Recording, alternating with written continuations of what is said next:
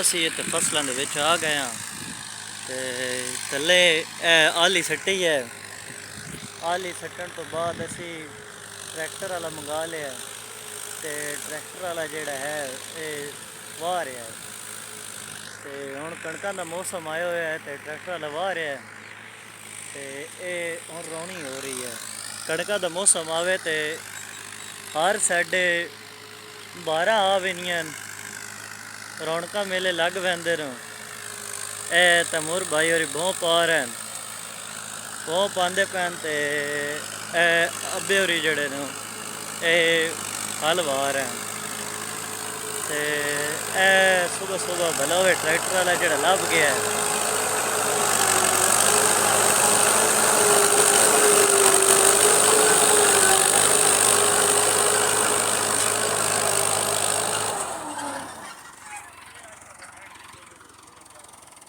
ਜਿਹੜੀ ਵੀਡੀਓ ਜਿਹੜੀ ਹੈ ਇਹਦੇ ਵਿੱਚ ਅਸੀਂ ਤੁਹਾਨੂੰ ਵਿਖਾ ਰਹੇ ਹਾਂ ਕਿ ਟਰੈਕਟਰ ਵਾਲਾ ਜਿਹੜਾ ਇਹ ਚਾਚਾ ਇਲਿਆਸ ਹੈ ਤੇ ਮਾਸ਼ਾਅੱਲਾ ਚੰਗੀ ਹੱਲ ਲਾ ਰਿਹਾ ਹੈ।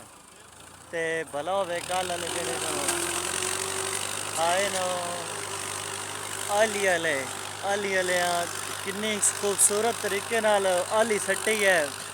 ਆਲੀ ਵਾਲਿਆਂ ਦੀ ਮੁਕੰਮਲ ਤਾਰੀਫ ਬਣਦੀ ਹੈ। ਆਲੀ ਵਾਲਿਆਂ 'ਚ ਕੋਈ ਸ਼ੱਕ ਨਹੀਂ ਹੈ। ਆਲੀ ਵਾਲਿਆਂ ਬੜੀ ਜ਼ਬਰਦਸਤ ਆਲੀ ਸੱਟੀ है।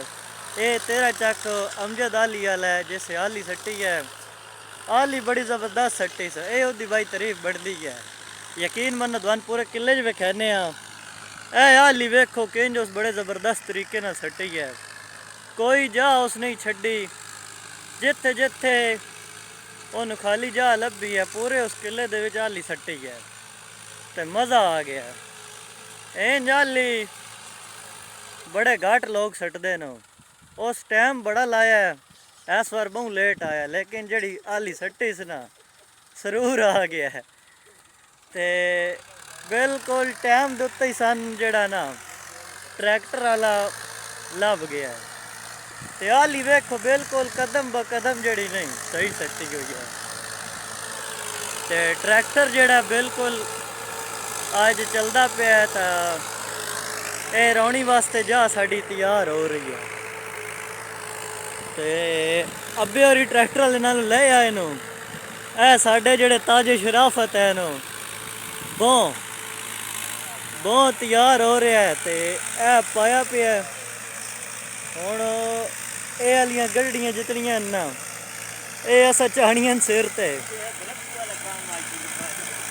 अब्बा प्यादा है अज तू रखू वाला काम शुरू कर दिता है। हुण जेड़ा ਇਹ ਕਿੱਲਾ ਰੌਣੀ ਹੋ ਸੀ ਗਈ। ਉਸ ਤੋਂ ਬਾਅਦ ਇਹਦੇ 'ਚ ਰੌਣੀ ਤੋਂ ਮਤਲਬ ਇਹਨੂੰ ਪਹਿਲੇ ਪਾਣੀ ਲਿਸਾ ਗਿਆ ਵਾਜਾ ਵੱਤਰ ਉਸੀ। ਉਸ ਤੋਂ ਬਾਅਦ ਇਹਦੀ ਕਣਕ ਸਕਸਾ ਗਿਆ। ਕਣਕ ਵੱਡੀ ਹੋਈ ਤੋਂ ਵੀ ਦੋਨ ਵਿਕਸਾ ਗਿਆ। ਕਣਕ ਕਿੰਨੀ ਖੂਬਸੂਰਤ ਤਰੀਕੇ ਨਾਲ ਹੁੰਦੀ ਹੈ। ਤੇ ਅੱਜ ਅੱਲਾ ਦਾ ਸ਼ੁਕਰ ਹੈ ਬਾਜਰਾ ਜਿਹੜਾ ਆਈ ਉਹ ਸਾਰਾ ਕਠੀ ਕੇ ਘਰ ਰੱਖੀ ਗਿਆ। ਤੇ ਬਾਜਰਾ ਜਿਹੜਾ ਉਹਦੇ ਸਿੱਟੇ ਵੀ ਲਾ ਕੇ ਤੁਹਾਨੂੰ ਕੋਠੇ ਤੇ ਰੱਖ ਛੜਿਆ ਤਾਂ ਕਿ ਉਹ ਅਚਾਰ ਬਣ ਵੰਜੇ डंगरां वास्ते, क्योंकि अचार बड़ा ज़रूरी है।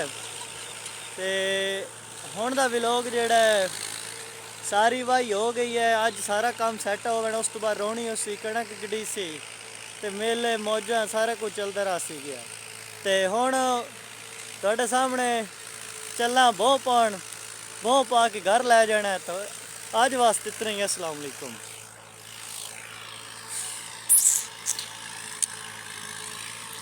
ठीक हो गया जी। अस्सलाम वालेकुम। चंगा बाय बाय।